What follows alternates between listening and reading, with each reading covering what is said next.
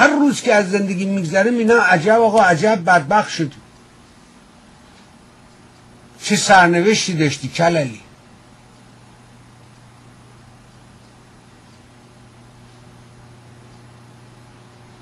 چه سرنوشتی داشتی کللی.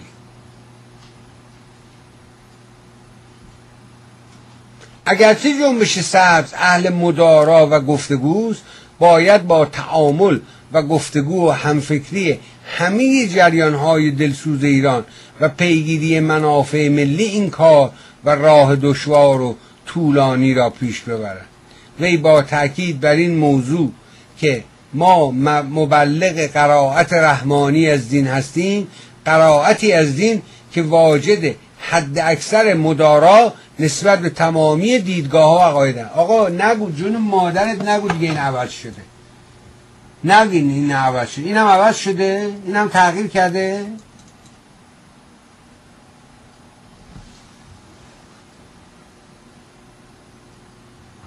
همدون دور، کرتش نزدیک.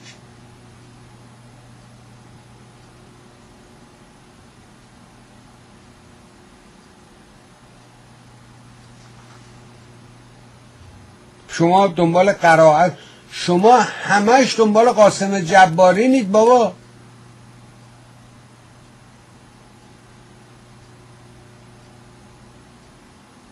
این که امروز تو موقع ضعف وایسادی این حرفا رو میزنی که قبول نیست که.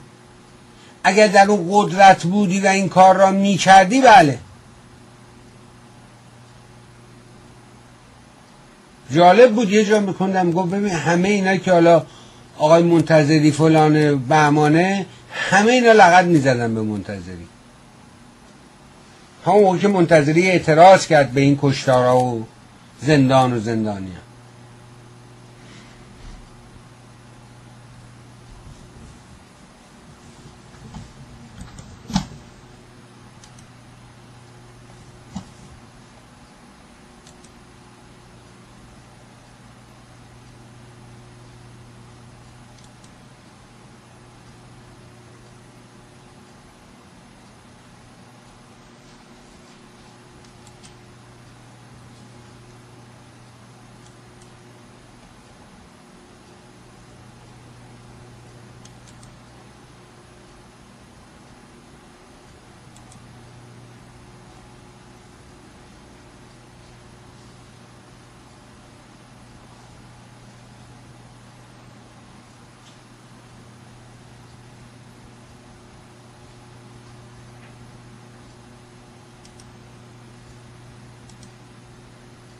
مری که فقط یادتون بیفته اینا رو برات پخش کنم.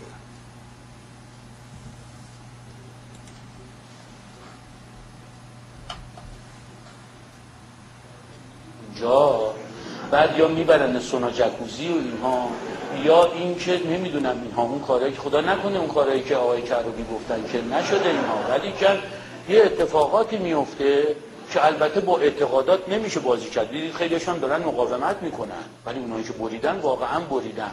بعد میبرن اونجا و اینها، بعد 20 روزه رب و رو به اعتراف میکنه. عزیزم حواستون جمع باشه.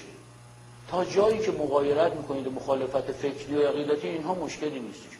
التماس دعا. بخوای بیای کف خیابون اینها در مقابل نظام بایستی، امنیت رو مخدوش بکنی، بچه من که باشی هیچ، پسر شهید باشی، همسر شهید باشی، باهات موظف نظام برخورد کن. حواس جمع شی. پشتیبان ولایت فقیه باشی تا به این نظام آسیبی نرسد. گر امام شهدا نیست کنون در برمان، گر امام شهدا نیست کنون در برمان، خلف صالح و مظلوم علی خامنه ای هستند. اللهم انا نشکو الیک فقد نبینا و قلت عددنا، کمبود حزب الله و کثرت عدونا و شدت الفتن بنا، و شدت فتنه هایی که و تظاهر زمان علینا، غلبه همه دنیا بر